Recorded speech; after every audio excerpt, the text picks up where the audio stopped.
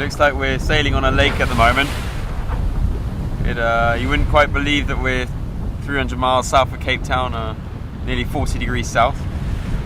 Looks like I'm just sailing back at home on the Solent or something. Flat water, 10 knots of wind, building breeze, little tea. It's nice. Makes me more calm with what's coming in the next 24 hours. Yeah. Finding out where we finish.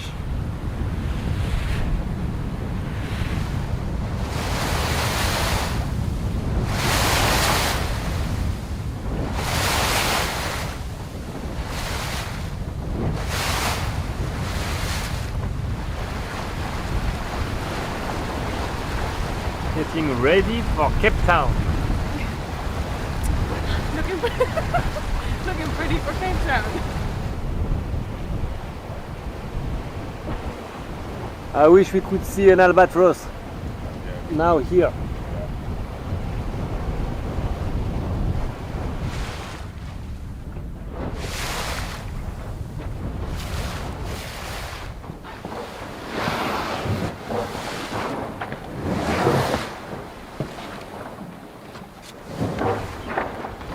No autopilot. Why? We still are because it's very light at the moment, and the wind is shifting a lot. So now as human we steer better than autopilot. But it's the first day in 17 days that we don't have the autopilot, and it feels super good. It's a lot of fun.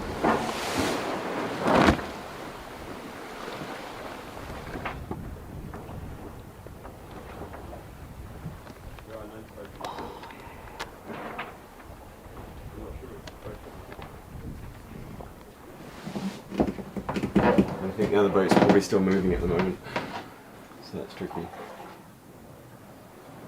So we're going to just wait for it to hopefully pick back up.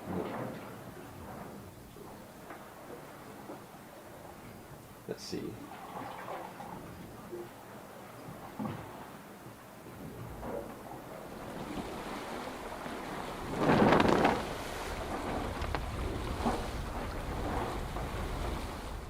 There is a dogfight building, close to the finish of the ocean race in Cape Town.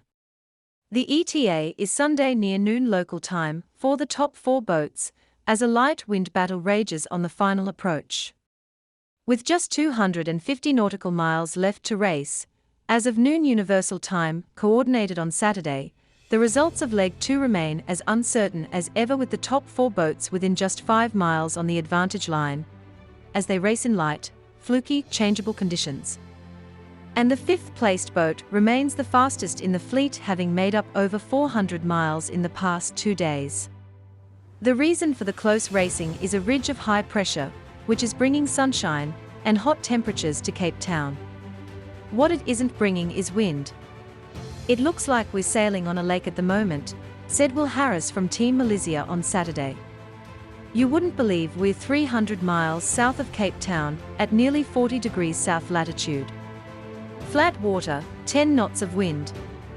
The teams have to push through this windless void to reach Cape Town, and the slow speeds have seen the fleet compress to, in some cases, within shouting distance of each other. All this after 4,500 nautical miles of racing. We're racing into a wall of no wind, is the way Sam Goodchild on Team Wholesome PRB explains the situation. We're all choosing where we go into it, and then you hope you can get through it more quickly than the others to get to Cape Town. It's probably going to be quite a close finish.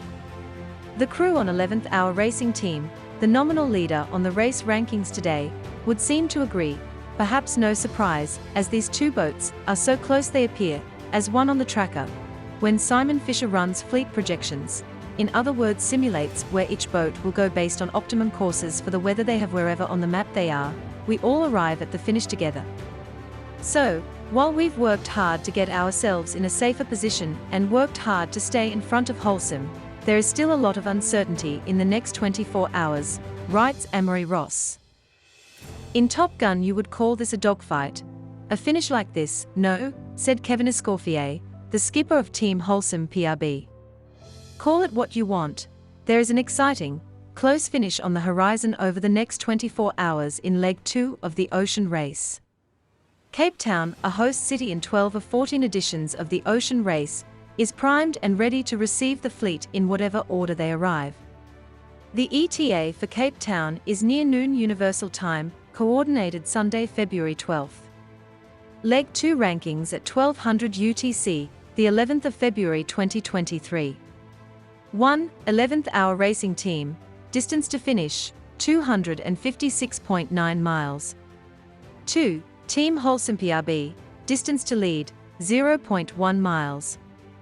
3. Team Malaysia, distance to lead, 1.2 miles. 4. Biotherm, distance to lead, 4.4 miles. 5. Guide Environment Team Europe, distance to lead, 65.4 miles.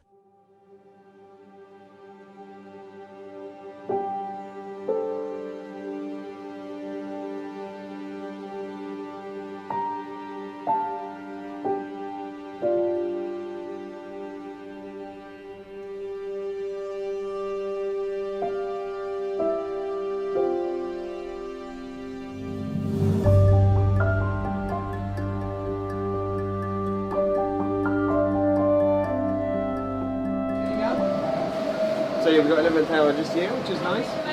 Malaysia are just over there.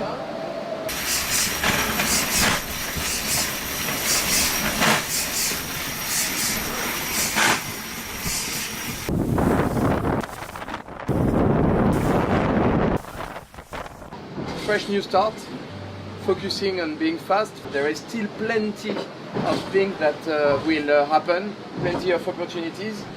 As I said, Top Gun, dogfight mode.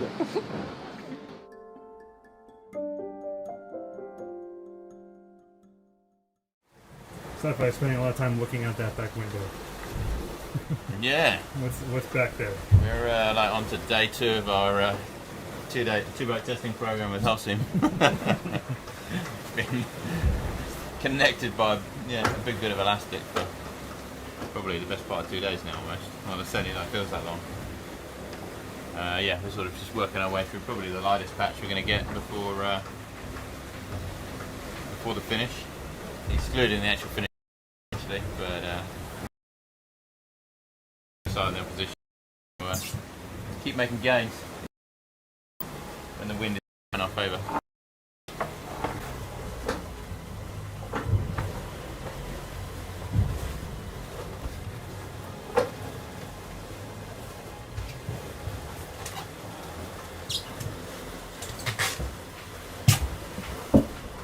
Seven and 15. Forward a bit.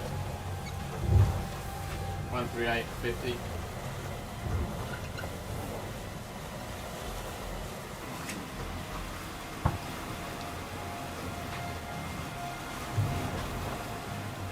We got the outrigger out. We're gonna like sit for outboard on the shore or something.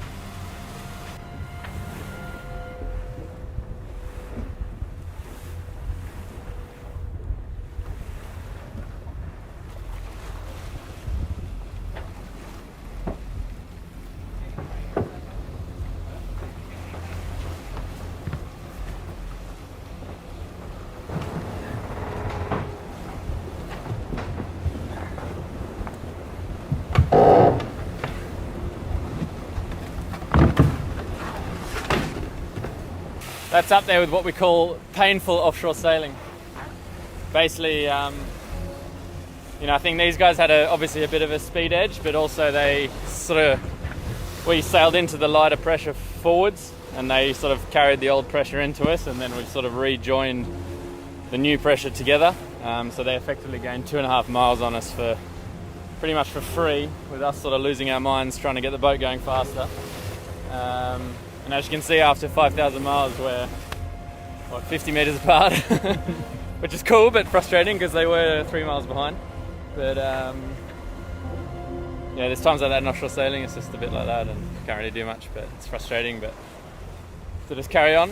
If we can hang on here, we're once we get the pressure again, we should come good again. So A lot of race left. still a lot of race to go. 250 miles.